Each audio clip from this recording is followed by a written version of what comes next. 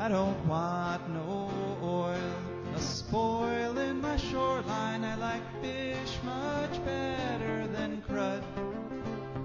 I like birds and things creeping and crawling. Won't trade no more oil for blood. The sun done give us all we need to make this country run.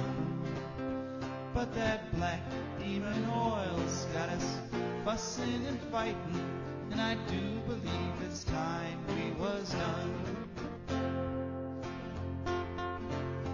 I don't want them nukes run by them kooks who think radioactivity is fun. No more three-headed frogs or kids with leukemia. Nuclear power ain't fit for a dog. The sun done give us all we need to make this country run. But that nuclear power's got us fussing and fighting, and I do believe it's time we was done. No nukes! Good morning, Toledo, and good afternoon, Columbus, and hello to those of you listening on the internet, wherever and whenever you are. My name is Joe DeMare, and I'm here with my co-host, Rebecca Wood. And we are bringing you For a Green Future. For a Green Future is a show where we talk about the ecology and the environment. We talk about it in ways that it affects you, your health, your wealth, your happiness. And there's a lot of happiness going around this time of year, usually, because it is the holiday season. And just yesterday we had the winter solstice happened yesterday. It was the shortest day of the year, which means today is the day that it starts getting longer again, and we start heading back towards eventual spring. It will come. But we're going to have a bit of a sort of a semi-spring this week. And, in fact, temperatures are supposed to be up in the 50s, and it's supposed to be it's actually may be raining for Christmas this year. So I don't think that's festive. Yeah, I don't think anybody ever says I'm dreaming of a wet Christmas. I don't remember that song. But the ground all sloshes and something. I don't know. And the mud is, yeah. So we'll work on that. Yeah. So we got a request from our from the folks of the previous show. They asked us to touch on the question of, are Christmas trees good for the environment? And you can weigh in on this if you like at 866-240-1065. That's 866-240-1065. My opinion, I just got asked. My opinion is yes. Christmas trees are good for the environment because they take years to grow, and as long as they're grown organically, as long as they're not grown with tons of pesticides and herbicides, which for the most part they aren't. Christmas trees pretty much grow on their own. They can actually provide habitat for those years that you've got to grow a Christmas tree before the family gets out there and with the saw and cuts it down and brings it into the house. And then afterwards, Christmas trees can be composted. Christmas trees pretty much decompose. They're not something that they're not like plastic. Okay. In the wise words of the jazz butcher, they're biodegradable. That means they rot. Right. He said that about fish, actually. They rot and they rock and there's something about having a tree in your house for the holidays. It smells good. It and the whole bonding thing where the family goes out and gets the tree together. I mean. Oh, somebody put an article, I don't know what the rights and wrongs of this, but somebody put an article up on Facebook saying that the ideal thing is to actually make an outdoor tree with popcorn and cranberries for the critters. True. And, you can do that too. Right, and I guess the most eco-conscious way to do the Christmas tree is to buy they sell them where you can buy the root ball, the live tree. Right. And then after Christmas is over, you actually plant it. Can you do that in the winter, though? Well, this winter, yes. Okay, well, yeah, true. Good point. Yeah, this winter Touché. around here, yes. But that does bring up what I had planned to talk about at the start of the show, and that was my family's trip to Alaska. We just got back on Wednesday, and we were very proud. My son was out there. He paid for the trip because he was getting his master's degree in outdoor education, which is really cool. He loves hiking around in the woods and stuff, and we did a fair bit of that. But one thing about the trip to Alaska, and one thing about Alaska is that, we were there in the middle of December, and the whole time we were there, temperatures were mid to lower 30s during the day. And this was especially weird because, up there in Anchorage, which is where we were, even at noon, the sun doesn't get much more than 10 degrees above the horizon. I mean, high noon kind of looks like sunset at this time of the year in Anchorage. And so the people up in Alaska as a group, they understand that there is global warming. I mean, there's a lot of very interesting people up in Alaska, a lot of characters, but they understand much more than we do down here that there's no question about it. There's global warming happening up there. And we saw it. We saw it with our own eyes. Lots of bare ground in the middle of the winter there in Alaska. And we did see some bald eagles. We saw some moose. And at one point we went up to the Alyeska Ski Resort, which is this really cool place. It's been around forever. But one thing, again, at the Alyeska Ski Resort, they only had snow at the very top of the mountain. Most of the mountain and most of the ski slopes on that ski resort were closed. And if you don't have snow in Alaska in January, the world has changed in a big way. Mm-hmm. So it was a great trip for us. I mean, we got on this cable car and they rode it all the way up to the top of the mountain where they did have snow, so we were making snowballs and things and throwing it around.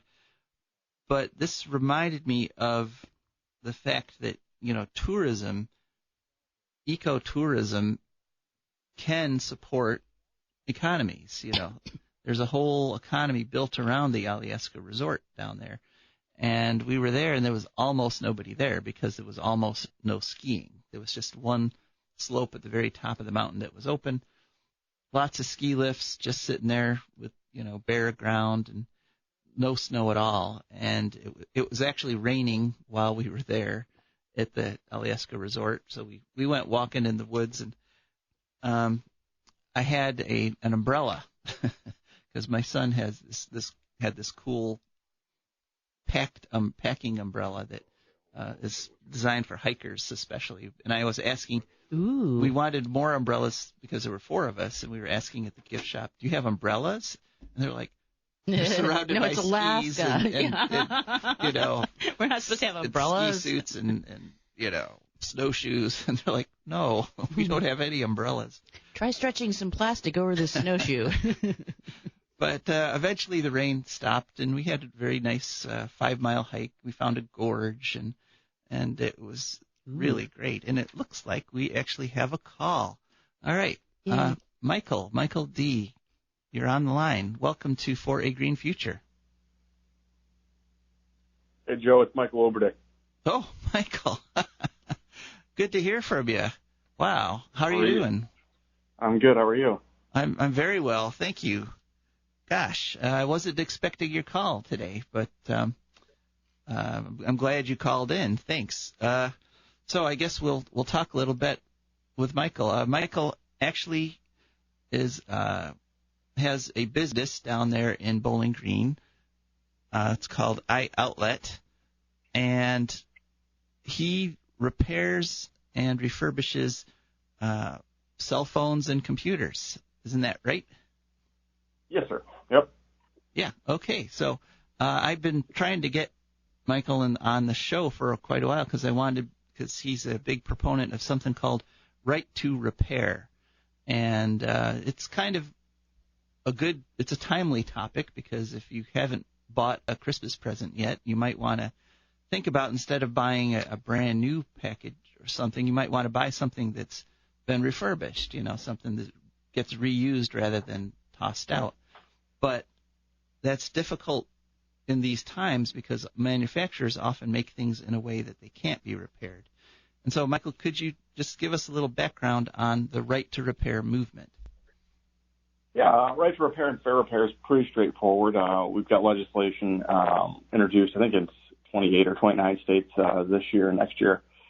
Basically, we are fighting to make sure manufacturers are not stopping hardware repairs with software calibration tools, basically. And what that means is the hardware is available, like we could put a battery in something, but their software will stop us some of the time. So we're really trying to make repair fair out there, basically, because otherwise the manufacturers can make devices obsolete before they're actually obsolete, obviously causing financial impact on consumers, environmental impacts, all kinds of things go into play on that. So that's kind of the gist of it. So aside from, the software calibrations that we're trying to get, just general diagnostic tools and parts and manuals available to us so that we can properly have the things that we would need to fix those devices. Automotive passed a very similar bill in 2014, and then we're working together outside of electronics and medical equipment. We're also working with farm machinery as another component of this. And like I said, the gist of it's very straightforward: is that manufacturers are stopping us from being able to repair and refurbish things, really just because we can't get the parts or tools that we need. And or mainly it's the software. Like I said, for example, right now I can take two iPhone 11s, swap the batteries in them. They're both OEM parts, like from brand new iPhones, and they'll work. But the software will say it's not a genuine Apple battery, even though I pulled it from another brand new iPhone.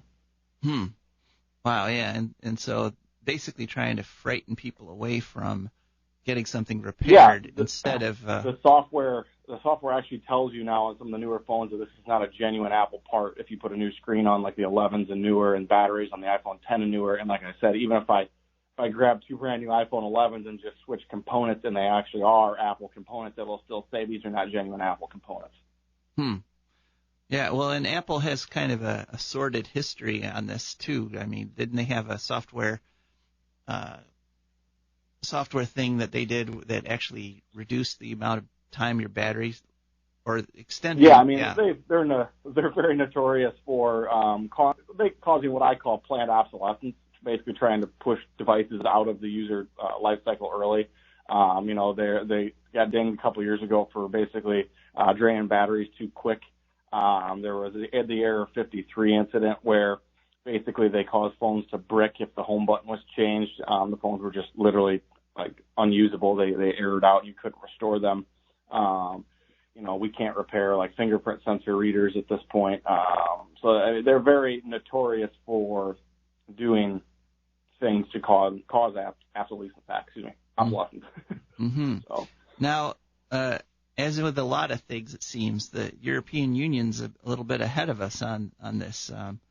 I read that they not long ago actually the European Union passed a right to repair legislation. Do you know a little bit about that, or?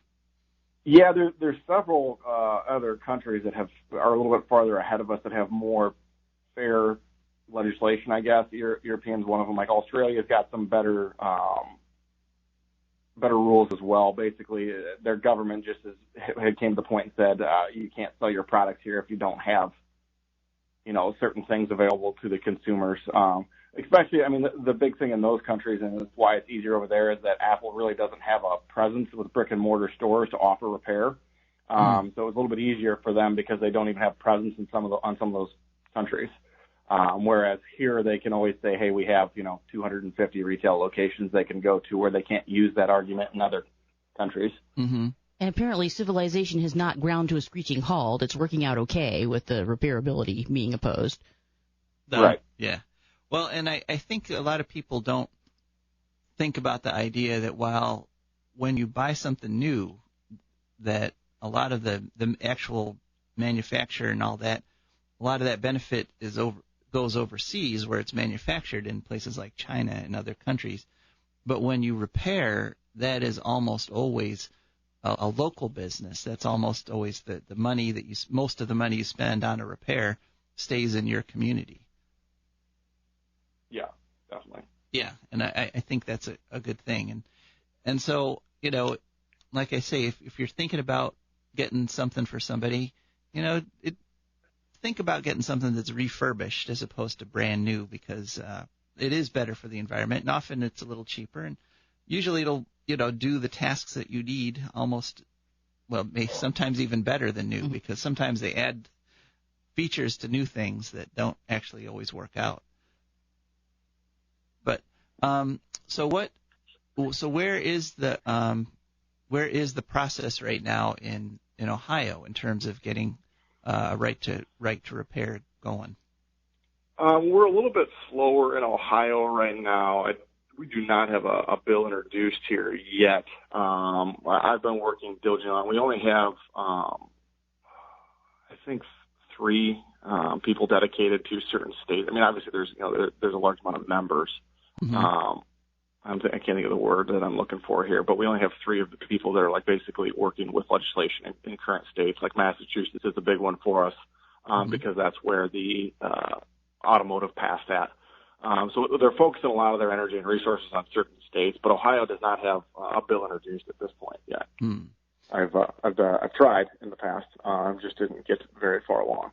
Mm-hmm. So, well, let's hope that changes, because I think it's better for everyone to have that option. And so much energy and so much goes into making these things that once they're a little bit old, the idea of just throwing them away is wasteful. It's not ecologically balanced. All right. No. Well, all right. No, not at all. I mean, there's, certain, even second and third world countries, they can get cycled into. You'd be surprised. Even iPhone 5S and 6 at this point definitely still have a use in the world. They don't need to be recycled yet. Right. Okay. So our old iPhones actually can improve the lot of somebody living in another country that maybe doesn't have the same access to technology that we do. You'd be surprised how much stuff ends up in like South America, for example, electronics wise, if that's 8 to 12 years old, that would be considered pretty much unuseful in the U.S., but still is being used by users down there. Well, I do believe it, because I only very reluctantly gave up my 5S. I had a 5S for forever, but my wife and son actually went out and got me a more modern phone, and it was like, oh, okay, so I'll accept that. So, but yeah, all right. Well, all right, Michael. Well, thank you very much for calling in. It's an unexpected pleasure. I hope you're having a good holiday season here. I am, no problem. I hope that for you guys too. All right. Well, that was Michael Oberdick. Thanks, Michael. And he has a shop down there in Bowling Green called iOutlet. If you're interested in refurbished cell phones, that's a good place to go. All right. I wonder whether that would extend to cars, because I don't know, you were hearing a few years ago about how electrical systems on cars were getting harder, so your local mechanic couldn't do it. Right. And they were headed towards eventually only being repaired by the manufacturer or something, but then, sorry, I don't know if that actually happened or not. Yeah, well, Michael just reported that they've actually got some laws in place right to repair laws in place for cars. Okay, so, good. So that's going all right. Yeah, because that's really a lifeline for people, and you can't just budget a couple $100 like you can if you drop your phone in the toilet. Yeah. I'm not saying how I know this. Right. Well, and like I say, the repair is done locally. Right. The manufacturer's done, thousands and thousands of miles away, and that's where the manufacturing jobs are right now. But repair jobs, they can stay right here, and that's a good thing. All right, so all right, well, back to Alaska after a brief stop with Right to Repair. And anyone else can call in at any time at 866-240-1065. We'd be happy to take your call at any time.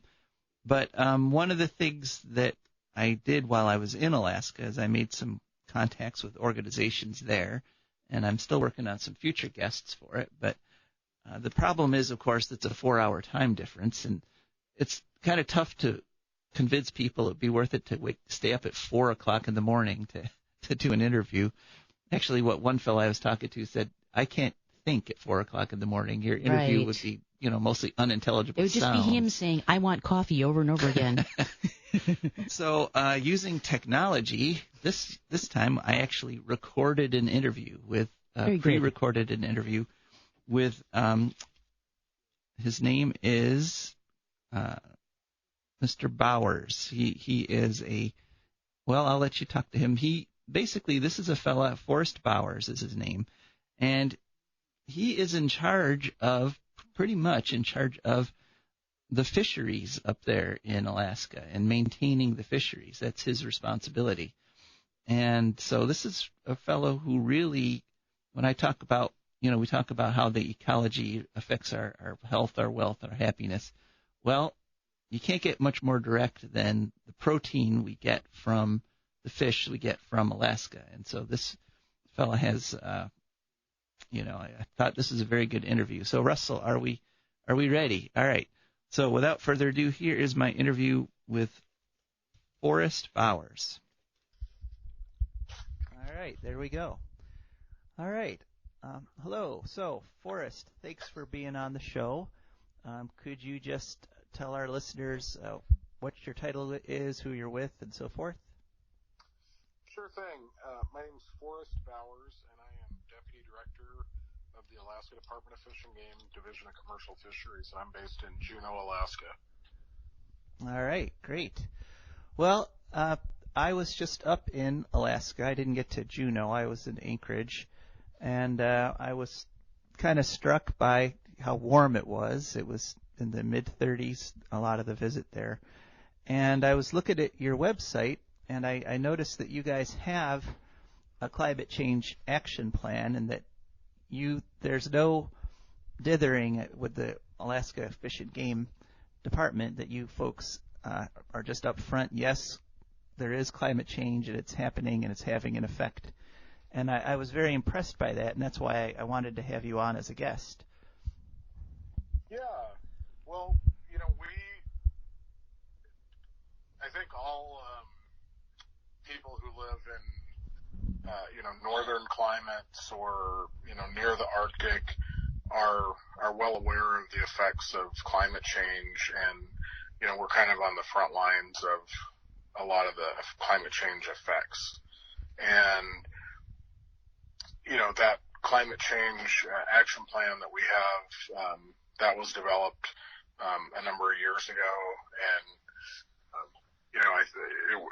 we put a lot of work into that, and I think it's it was kind of a visionary document at the time, and I'm proud that we did that we went out in front on that. Right. The date on it was 2010, and I think 9 years later, you were pretty spot on a lot of your predictions. Right.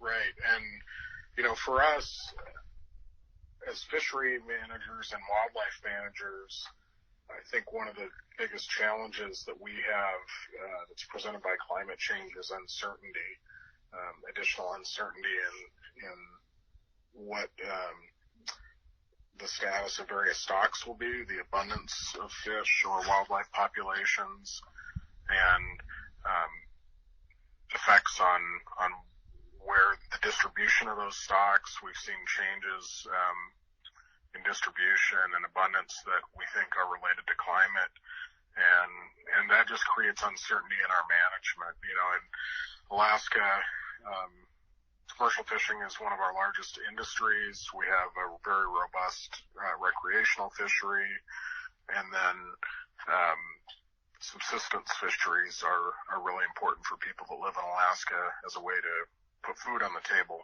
And because of the importance of those fisheries, we have very precise management in terms of trying to provide maximum opportunity for harvest, and a lot of that precision in the management relies on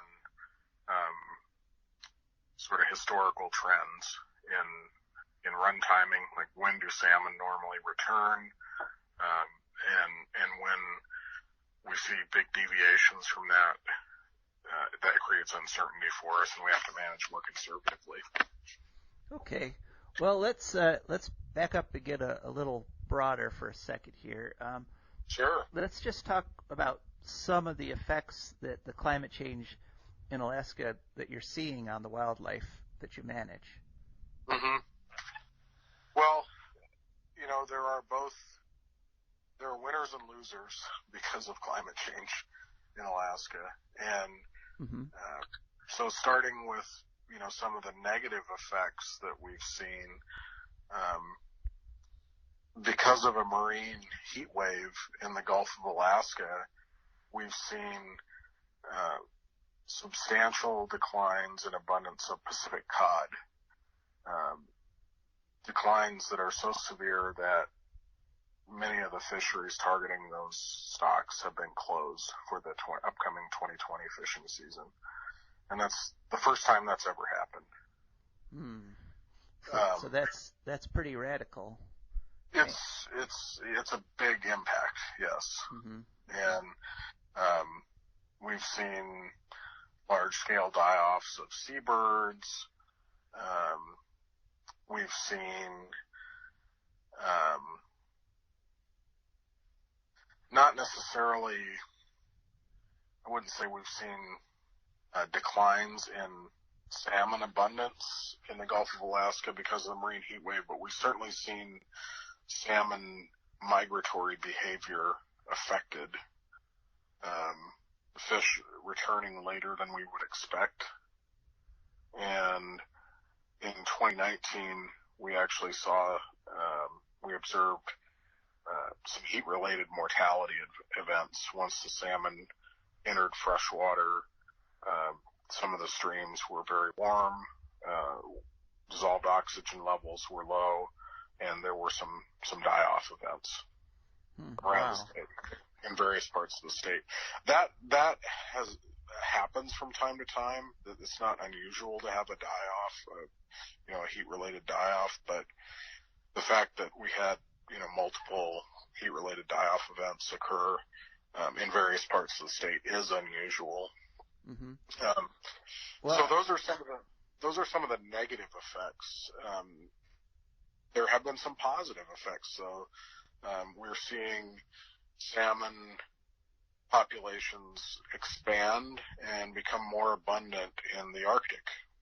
So places like Norton Sound and Kotzebue in northwest Alaska are experiencing record chum and coho salmon runs in recent years, and we think that's largely due to warming. The freshwater environments that those fish rear in are becoming more productive. Interesting. We're seeing salmon move into the high Arctic, and even in the Canadian Arctic, on the Nunavut coast, they're seeing more salmon than they've ever seen in recent years. So, so those are some of the positive things. Probably the most dramatic positive change is in the abundance of salmon in Bristol Bay. That's our largest sockeye salmon run, and we're in the right now we're experiencing about a 5 or 6 year high or peak in production there, and many people attribute that to the fact that there is less ice cover on those large lake systems where sockeye salmon rear, and the lakes are becoming more productive. Interesting. I think people around here, in Ohio, don't realize just how much protein we get from Alaska. I mean, we're all familiar with those ubiquitous cans with the picture of the salmon on them, but I just came from a fish fry. It was an all-you-can-eat fish fry in Northwood that they have every Friday. That's Alaskan fish that they were serving there too. Right. Yeah. So earlier I mentioned that Pacific cod fishery. Well, a lot of the fish and chips that you might eat in a restaurant or buy in a grocery store, breaded fish products. That's Pacific cod or walleye pollock from Alaska. Right. And that's the walleye pollock fishery it's the largest commercial fishery in the world in terms of volume. Yeah. So what happens there in Alaska, it definitely has an impact on us here in Ohio in terms of fish health. Oh, absolutely. Yeah. I mean, if you're a seafood consumer, in the Midwestern part of the U.S., there's a very high likelihood that a lot of the fish you eat comes from Alaska if you're buying it in a store or at a restaurant. Okay. So what are some of the strategies your agency is doing for coping with the global warming and the climate change? Yeah, that's a good question, Joe. Obviously, the Alaska Department of Fish and Game is a small agency, and we only have jurisdiction over, management of fish and game resources in Alaska. But we do have a lot of flexibility in our management and a really highly trained and professional staff. And we're the largest science agency in Alaska. And so our main tool is to be flexible. So we have the ability to, when we see changes in population abundance or salmon run timing, that may be due to climate change, well, we can respond to that in ways that conserve the stock and provide fishing opportunity.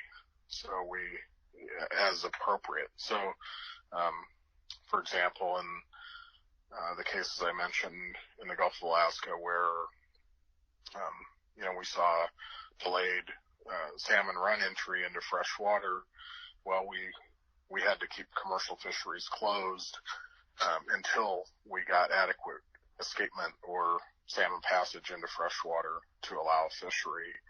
In the case of Pacific cod, we do have the flexibility, to take those actions to either open or close the fishery as appropriate, without going through a lot of bureaucracy.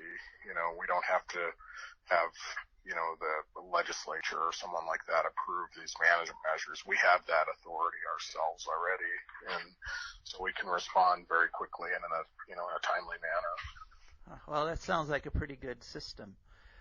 What are some of the other challenges facing fish and game in Alaska besides the climate change? Well, I think one of the biggest challenges we face is, it's related to declining state dollars. So Alaska is in a fiscal crisis, much like many other states, and as a result, we're in the midst of a multi-year budget cutting or budget reducing process, and so that has resulted in us, being able to run fewer stock assessment projects, fewer fish and wildlife management projects than we would like. And that results in more conservative management and less harvest opportunity.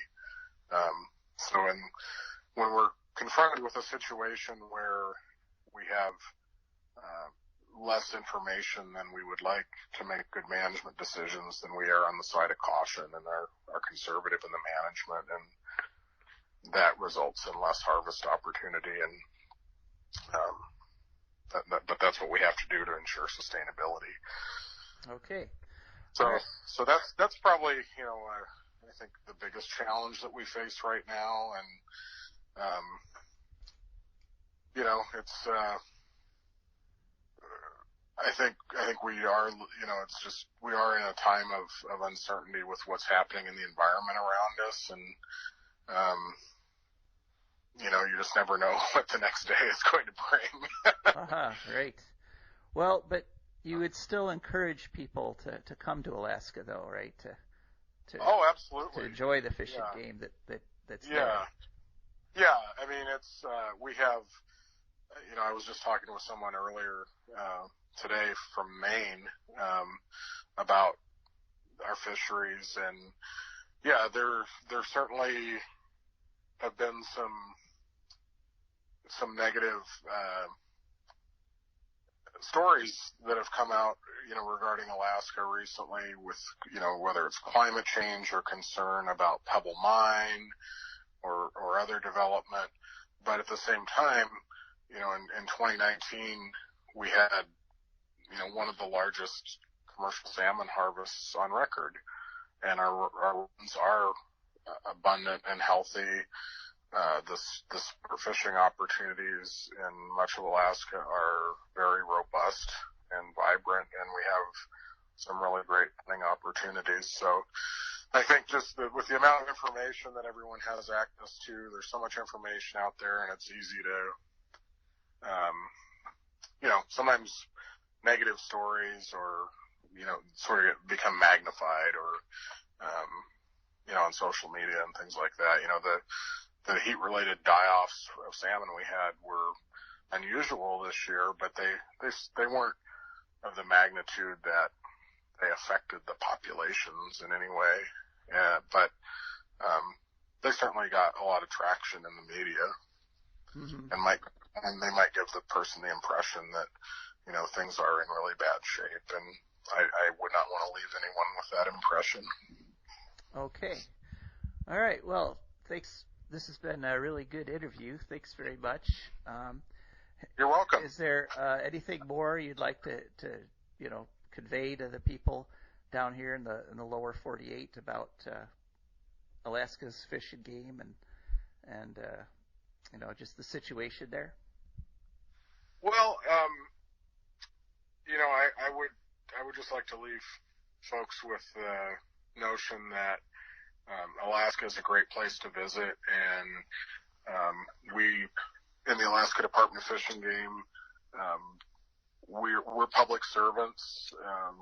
We work for the people of Alaska, but we also recognize and appreciate the value of having visitors to Alaska, so that we can share this great state with everyone else. And we're here to answer questions and help. So I would encourage people to check out our website and give us a call. We're here, and we're happy to answer questions and help people plan trips and get other information they might need about the state. All right. Well, thank you very much, Forrest Bowers. It's been a pleasure. And here we are back live again here in Toledo. Yay. I thought that was a pretty good interview. It was real good. They answered one of my questions because I did my usual 5 minutes research about the Chinook salmon this morning. Right. And apparently it's endangered in California and Washington and many other, in Canada, I think maybe, I don't know. They go population by rivers. Mm-hmm. Because they have a run for each river, and that they're specific to each river. So there's a lot of river names, but right. it was not considered to be endangered in Alaska at all. And I was kind of, oh, that's funny. Well, apparently it's been waiting for some more heat, and it's probably too much heat in the south. It's part of its problem. Right. Yeah. So species are just moving north, and it's I mean, if you just look at the amount that you managed to harvest, the way he said, yeah, it's dying off down in the south and it's just moving north. And so net, we can harvest the same amount. But the thing, of course, is that those salmon that are moving north are displacing species that were already there. Yeah, apparently some fool at some point introduced Chinook salmon to the Great Lakes. I don't know what happened with that. Yeah, there's still a little bit of salmon here and there, but right. Mostly the Great Lakes populations are kind of, right now, they've kind of drifted back to the native species. Right. Because, I know I was just at the zoo for the lights before Christmas, and they had in the new Natural History Museum, they have a beautiful thing about what do you call those fish? The ones that we had in here, the native fish that were displaced in the Maumee River coming back in Detroit. Sturgeon. Right, Yeah. Yeah, They have a thing that they're trying to replace the sturgeon. Yeah. And there's some really cool so I don't know native fish. In the death match between the sturgeon and the Chinook salmon, who's going to win? Why do we? I hope it doesn't happen like that thing in Puerto Rico where the coqui frog, their national symbol, has become extinct. But the good news is it moved to Hawaii and killed off all the native frogs and is thriving there. So that doesn't need to happen, really. Just leave them where they're at. The coquis are extinct in Puerto Rico after the hurricane. Probably. I think long before that, actually. Oh, that's terrible. Yeah. I don't know what got them, but they are the thing that got the Hawaii frogs. We know that. I had a friend from Puerto Rico who actually gave me a little coqui frog pin. It was life size. Yeah. And I still wear that. I hadn't realized they'd got extinct. Well, all right. So, well, not technically. They just moved. Yeah. Well, that's kind of like to where no one wants them. It's kind of like the sparrow, the English sparrow, and the starlings. Right. The European starlings are actually in decline in Europe, even though they're one of the most common birds here in North America because they got transplanted. And so, we've got tons of them, and they don't actually have – they're in the decline in Europe. They're going the way of extinction over there. So, yeah, we've really mixed stuff up and messed stuff up. But as Forrest Bowers said, there's still a lot of great nature around, and there's still a lot to enjoy and still a lot of natural beauty. Plus, it's good in a way that at least nature has a way of defending itself to some degree by just things, it's a little better up north. This is more like what I'm used to now.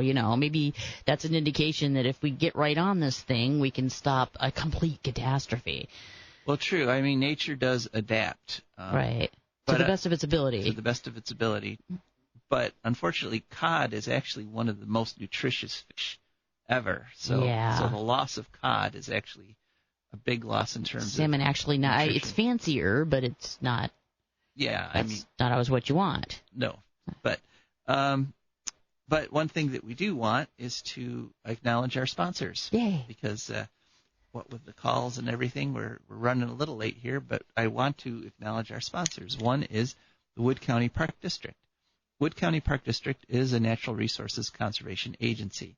They protect natural spaces, maintain quality green spaces, provide engaging programming, and they teach people to love and respect nature. They restore wildlife habitats and lead outdoor adventures. The Wood County Parks protects 20 parks and nature preserves all around Wood County that are open from 8 a.m. to 30 minutes past sunset every day of the year. And there's a couple ways to get a hold of the Wood County Parks. One is to call them at 419-353-1897. You can also visit their website, wcparks.org, and download their nifty app. It's just called WC Parks, and you can go to any app store, search for that, and download it. And they have an event coming up this week. It's actually tomorrow, December 23rd, and it goes from 11 a.m. to 2 p.m., and this sounds really fun. It's called Holiday Open Geocaching. Ooh. Yes, so you find your own festive cheer this time of year. Between 11 a.m. and 2 p.m., you get to search for hidden gifts in the park. They'll have GPS units you can borrow, or you can use your own smartphone with the Google Maps. And they've got things stashed all over the place in the park. And you can, just for the weather, and you don't need to register, just show up and you can go find stuff. But there are magical things to be found all the time in the park. That's true. That is true. And our other sponsor for this hour is DeMare Consulting. DeMare Consulting is a computer consulting business. They will come to your home, and they will help you with any sort of computing problem you might have. You might need to back your computer up. You might be having problems with your computer contacting your modem, and your modem contacting your home network. All those sorts of things they can help you with DeMare Computer or DeMare Consulting. Everyone at DeMare Consulting has a degree in computer science, so you know that they know what they're talking about. And, don't live with a computer problem like that. I mean, some people actually have computers that are just sitting there because something went wrong that they know is fixable. They just have never gotten around to fixing it, and before you know it, a year or two has gone by, and you've got that big useless computer sitting on your desk somewhere. And the worst is it sits there forever because you still have this hope that somehow you're going to get it repaired, but you're too busy. You're not going to do that, right. Oh, and if it turns out not to be repairable, right. you can also salvage out the hard drive. Oh, cool. And so, all those photos and all that stuff in that dead computer can be retrieved most of the time. And DeMare Consulting can do that for you, too. So a couple ways to get a hold of them, 419-973-3000, phone or text, or visit their website, DeMareConsulting.com. That's DEMARE, then the word consulting.com for all your home computing needs. And people can also sponsor the show on Patreon, is it not? Oh, you mean sponsor this show? This show, this show right here. Yes, that's right. Not some other show. Right. If you like For a Green Future and you want it to keep going, very simple. You just go to patreon.com or patreon.com, Patreon. Then you search for a Green Future, and we'll pop right up there. And we've got a very fetching website with some nice pictures and different levels of support that you can make. And you sign up for a monthly payment, and that will help keep this show going. And we really could use the help. I mean, we love doing the show, and we're very grateful for every listener, and we're also extremely grateful for every patron, every contributor that helps us. And if you have a business that you think might appeal to the listeners of For a Green Future, you can also contact us by email. Go to our website, joedemare4agreenfuture.org, and we'd be happy to talk to you about doing a commercial. So, all right. So that is our sponsors, and we are just racing along. There's only 12 minutes left of the show. Oh, my goodness. We better. Have you heard from Marie lately? We've got to find out about that. Marie I, my that one, great-great-granddaughter in the year 2299. Yes, I happened to get a letter from Marie I, yes. There was a flash of photons next to my bed at 5 o'clock this morning. You understand that given the situation, I'm always a little worried that the future might just go away. Well, we can't let that happen. No. That's why we have this show. And yes. So, so she sent me a letter, and here it is. Dear GGG, I'm finally out of the quarantine dome and free to roam around Mars. Sam took me out onto the Martian surface, and I couldn't resist running around and jumping 40 feet at a time. Mm-hmm. I think the feeling is best described as being a kid again. I've literally had to learn how to walk again in Mars's low gravity. Also, I picked up a rock and threw it just to see how far it would go. I threw it easily 300 feet. Wow. I also picked up some samples of Martian soil. I'm very eager to see what's going on with the bacteria in Martian soil. In your time, you don't yet know that Mars is teeming with bacteria. They live just under the surface of the soil and under rocks where they can hide from the solar radiation that blasts Mars's surface every day. There are also Earth bacteria on Mars. The Viking landers you sent to Mars back in 1976 were contaminated with bacteria. Those Earth bacteria have been mixing with the Martian bacteria in a way that seems to be stimulating both to greater activity. Is that good? It might be. Okay. The Martian atmosphere is changing, and we really don't actually understand how or why. I can't wait to get into a lab with my samples, but they're not putting me on the schedule just yet. I am scheduled to meet with the head of the Martian colony later this week. I'm looking forward to that. Love you, GGG, Marie I. So, alrighty then. Yeah. And so, actually, it's kind of timely because in October, a fellow named Gilbert Levin, who was in charge of the Viking programs, he claimed he has made the statement that they had these biological experiments where they took little cups of the Martian soil with their landers and added a little water, added some nutrients, added some heat, and he's saying that actually successfully showed there is life on Mars, that there are microbes it's just dormant. in the soil. Right, it's just dormant. And so okay, but are Martian bacteria good for humans? Don't know yet. We're going to have to wait for okay. for more letters from Marie. That was just the first thought that occurred to me. Yeah, no. Don't know. But so that's always fun to be, hear that letter from the future, because there will be a green future. Because in the War of the Worlds movie and or radio show, it turns out that Earth bacteria were very, very, very bad for the outer space critters. Right. Luckily for us. Yes. Right? So, yeah. Well, I'm sure Marie's on top of it. That let's hope so. Yeah. She strikes me as being a very competent bacteriologist. So yes. We'll see. Clearly. In future letters, we'll find out what's going on.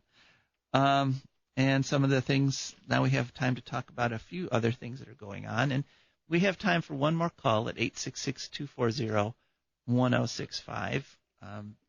Love to hear from you. We could go back to the question we opened with. Do you have a natural tree in your house? Is that a tradition in your family? Or any other environmental or ecological thing that we want to I don't know. Of course, bring up. There's also the question: Are artificial trees? What is the case for them? Because they do last a long time. I mean, they're made out of petroleum, which is bad, but some people have them for decades, so that seems okay-ish. Mm-hmm. Yeah, it's true. I remember my grandfather had an aluminum tree. Oh wow, yeah. Which is, it's kind of not. It's not that aluminum Festivus pole that they had on Seinfeld, but it was an actual tree that had, little strands of aluminum to look like pine needles, and he shined.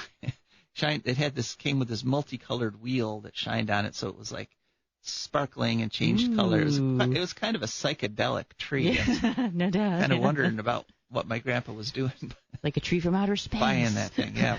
It was fun. We liked it, But we also do love the natural tree. And if anyone wants to weigh in on that hot controversy, they're welcome to in the next couple minutes. Little bit of environmental news that I did want to cover. The biggest news, of course, was this past week, as we were all talking about other things to do with I think I know those other things. Donald Trump. Yeah, we won't actually mention them. Did he do some more things that are special? He pretty much blocked the COP25 climate negotiations in Madrid. Yeah, we had all the countries of the world have been coming together to deal with the global climate crisis, the global warming crisis, and they have these accords, the Paris Accords, and that we signed when we were under Obama. And Trump has said he's going to pull us out of that. He doesn't get to officially do it until just before the election in 2020. But in the meantime, we have, quote unquote, the right to go to these negotiations.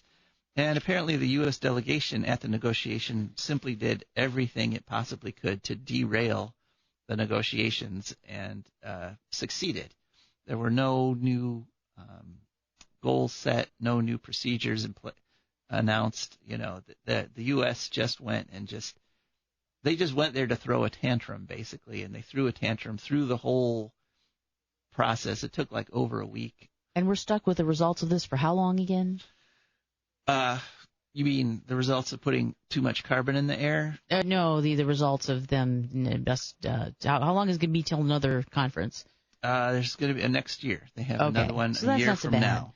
Right. Except for Trump might still be in office then, so that's bad. True, but even if he is, we won't be part of the climate talks anymore. Well, yeah, I can see why we wouldn't be invited back after that. Well, we're quitting. Trump is pulling us out. So we will not be able to do the kind of messing up that we did this time. At least, yeah. And unfortunately, Trump did manage to have a few allies in his decision to derail the COP25. Let me guess, were they all horrible dictators from someplace? Well, did he bully somebody else into going along? Quote unquote dictators. Actually, it's funny. One of the main ones was the premier of Australia. Okay. Well, his country is burned down anyway. What does he care? Right. He's a climate denier. His country is a giant heap of charcoal, this brick of charcoal. It's kind of, interesting that he continues to deny it, even as you say, the raging wildfires have surrounded the city of Sydney right now, and they're battling them, and they're losing on a lot of fronts. They're losing hundreds of homes, thousands of homes, and dozens of people have been killed so far. That's where people from Kiribati went too. Yeah. The Kiribati is like the first country to basically shut down because of climate change, because it was just kind of underwater mostly, except for. So their plan was to liquidate the treasury and give everybody like a little stake to get started in Australia. I hope they're not in the affected parts of Australia. Those poor little buggers are going to be deeply unhappy. They went from water. Poor Kiribati. Oh my God. From water to fire. Yeah. Which is but you'll be happy to know that the premier himself actually has taken his family to Hawaii. Oh, okay. So they're not breathing in. But there's not a problem with climate air. change. No siree bobbers. No, right. The rich people are running, but you need to stay right where you're at because everything's fine. No, yeah. He has said publicly it's not because Sydney is burning down and the parts per million. He just had a sudden urge to go to Hawaii with his whole family. Whatever. Right. Yeah. For a couple months. Right. And yeah, it is kind of amazing. So no, he's not quote unquote a dictator. He was elected, and yet dictators get elected.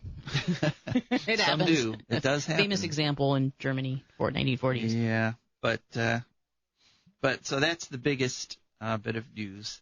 There is one other thing I want to cover, and we actually only have a couple minutes. It's a very complicated issue, and that is FERC, the Federal Energy Regulatory Commission, has done a terrible thing. They have changed the rules on what's called electricity capacity. Yeah, that's a very technical thing. But immediately I'm thinking, if there's too much electricity capacity in your house, doesn't your house burn down sometimes? No, okay, something else. Okay, yeah, this checking. is different. Oh, and there's the thing. Well, basically they've dictated to wind and solar, you have to add money to your capacity bids, whether or not you actually have to be that expensive in order to make coal more competitive. In other words, subsidize coal. Basically. Right. In other words, they said wind and solar, you're too cheap. You have to get more expensive, and FERC did that because that makes sense. If you, whatever. All right. Well, anyway, we're very grateful you've stuck with us for this hour, and we're out of time. This is Joe DeMare and Rebecca Wood signing off. And I do believe it's time it was done. I don't want them nukes run by them kooks who think radioactivity is fun. No more three-headed frogs or kids with leukemia. Nuclear power ain't fit for a dog. The sun done give us all we need to make this country run. But that nuclear power's got us fussing and fighting